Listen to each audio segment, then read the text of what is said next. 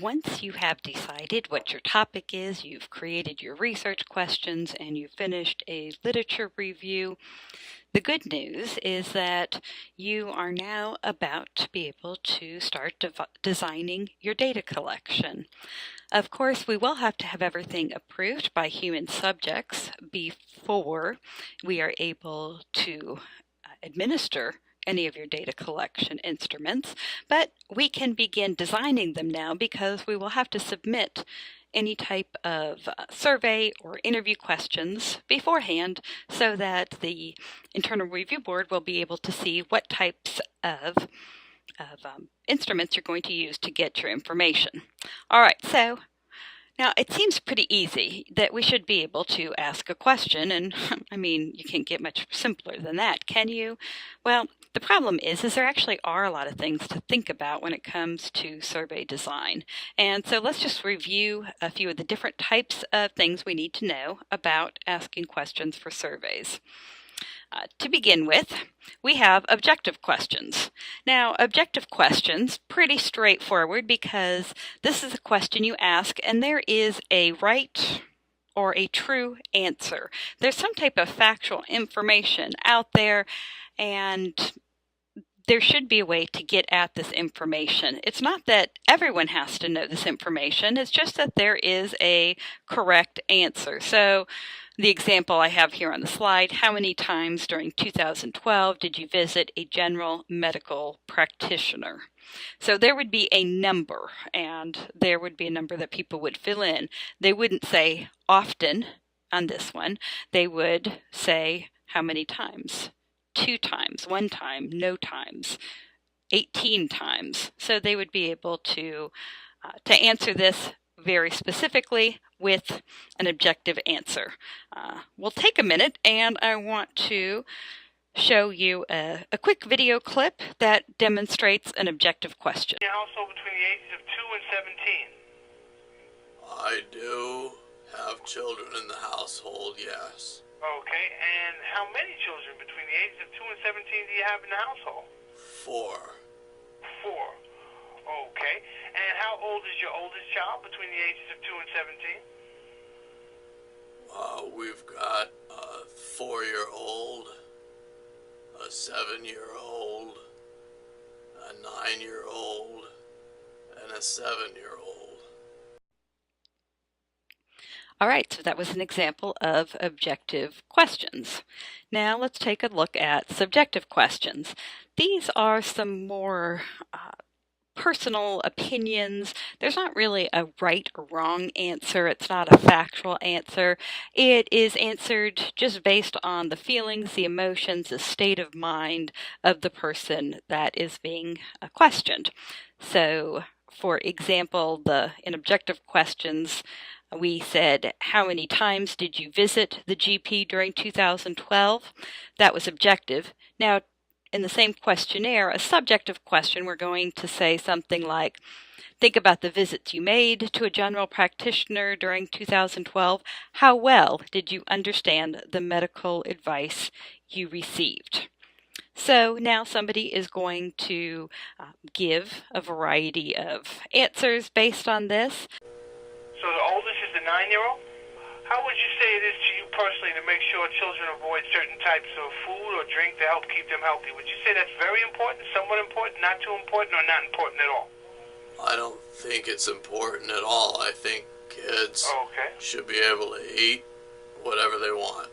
Okay. And often subjective questions are going to be open-ended questions.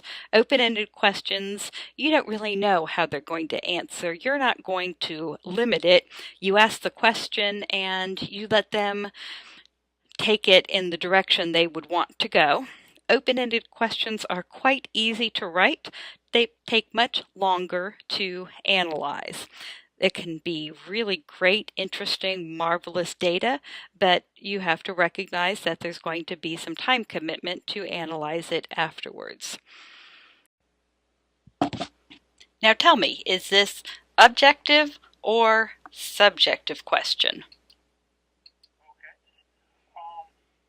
Soda that contains sugar, referring to the 9-year-old child. How many cans or glasses of soda does he drink in an average day? say probably about 13. Wow, okay. How about milk? There are many different types of close-ended questions that you can ask, and I just wanted to review how they might look. There's a number of these that we'll talk about, and each of those that you see listed will have a slide for each so that you can take a look at it. The first one is a dichotomous close-ended question, and this is where there are just two response options. And so people have to just give one of the two responses. So, excluding this trip, have you visited Canberra in the previous 5 years? Yes or no? And so this is the very simplest type of quantification. We just have two possible answers. There's also a multichotomous question, and for this one, we have more than two answers, and you could have 3, you might have 10. We'll get rid of the cotomuses now, and we'll talk about a frequency scale. And in this one, for instance, we have a frequency scale that deals with verbal. And so over the past month, how often have you argued with your intimate partner? And you will pick one of these: all the time, fairly often, occasionally, never, doesn't apply to me at the moment. I want to quickly point out this number 5 option doesn't apply to me at the moment because it's incredibly important. In any question that you write where you have a limited set of responses, so you need to be able to have a category that somebody can tick off. So you need to have a not applicable, you need to have something that maybe says other, but you never want to have a question with limited responses where your respondent looks at it and says, man, none of these apply. What can happen is your respondent can feel inadequate, they can feel disgusted. Either way, they might not do well for the rest of your survey. They may not notice it at all, but for those who do, we always have to have a way to respond to a question. So whenever you're writing those out, think about it. Do I need to have an other or something like that right here? You can also have a list that allows for multiple responses, so they don't have to pick just one. They can pick a number of them. So take any of the words or phrases that describe your perception of Canberra as a travel destination. And so you can tick exciting and enjoyable and important, and goodness gracious, you could even do boring at the same time.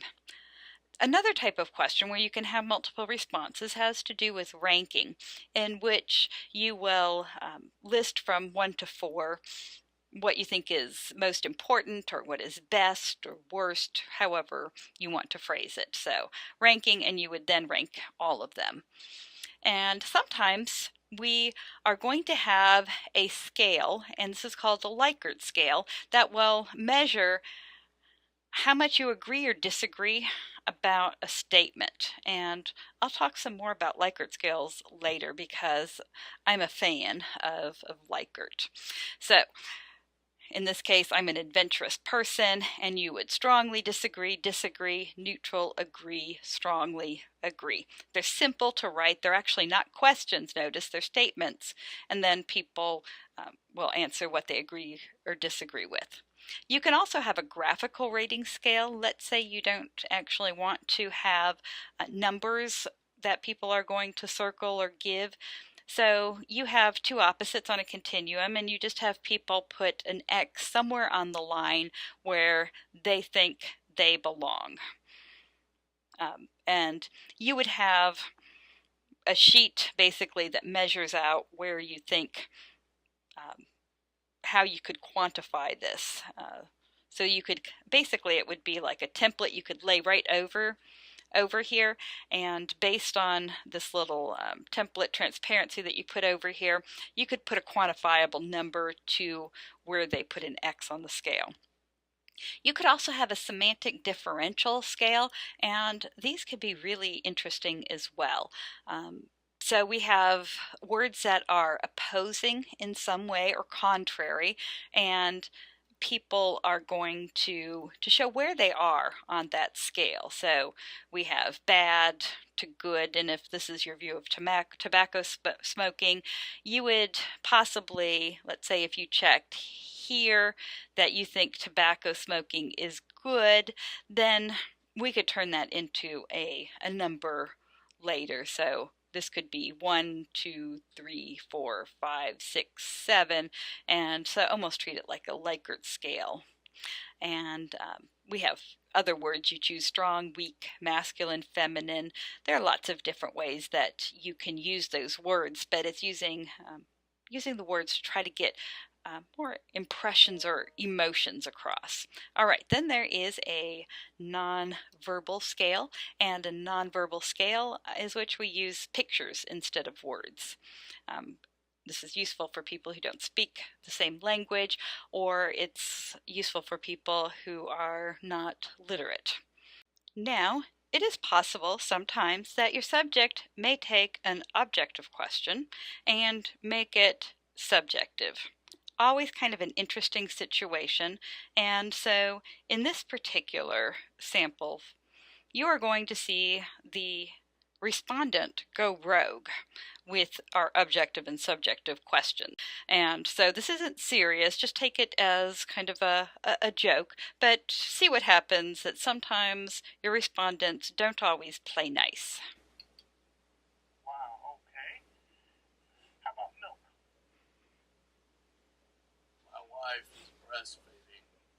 We're talking about the 9-year-old. Yes, that's correct. Okay, so on an average day, how many cups, glasses would you say of milk he drinks? I watch him as he drinks the milk, and his little cheeks go back and forth, in and out, and if you count how many suckles there are, then it's hard to determine. Well, how about tap water? Tap water. Yeah, how many glasses? She only gives milk. Sorry, it makes me laugh. So that's what happens when you ask an objective question and your respondent doesn't play nice. Regardless of which type of question you choose, subjective, objective, if it is closed or open-ended, what you need to be sure of is that you have an instrument that is going to be sensitive yet reliable. And in particular, if we're talking about our objective questions, we need to make sure that we are allowing a good amount of options. We don't want to have too few options or too many options. Okay, that's a little vague, so let me see if I can give you some ideas. All right, so of course, we can have a dichotomous closed-ended question where there's only two responses, but we want to be careful that we don't ask everything with only two responses. It is rare that there's a yes or a no, agree or disagree, just two categories. So if we're going to use a dichotomous, let's be sure that that's all we need. Otherwise, we might want to make it a little bit stronger.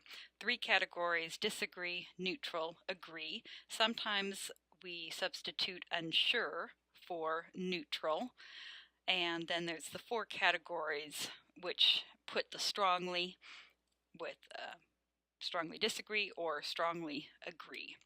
And then we have the 5 category, which has a neutral or unsure in the middle. And in communication research, this 5 category Likert scale is the favorite. This is what you're going to see a lot of. Now, this isn't true that all researchers prefer this, but I see this used more than anything else. In other fields, such as psychology, if things haven't changed, there is a preference for a 7 category scale, but in communication, we tend to like the 5 category better. Now, you can go a little crazy with having too many options. Like we said, having only 2. capital punishment should be reinduced for serious crimes.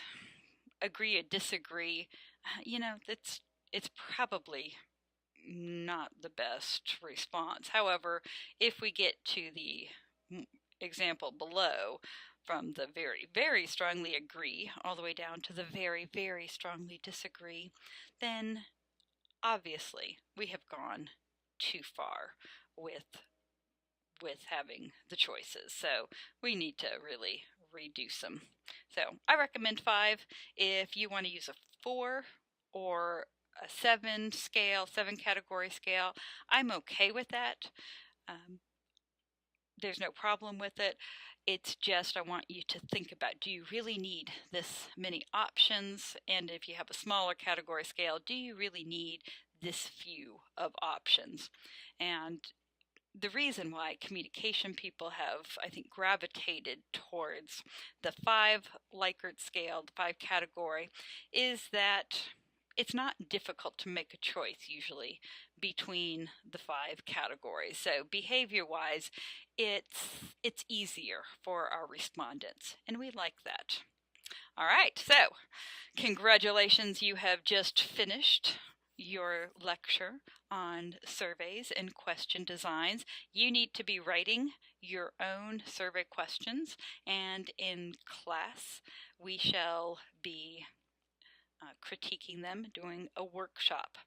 I will also be posting a short tutorial, not tutorial,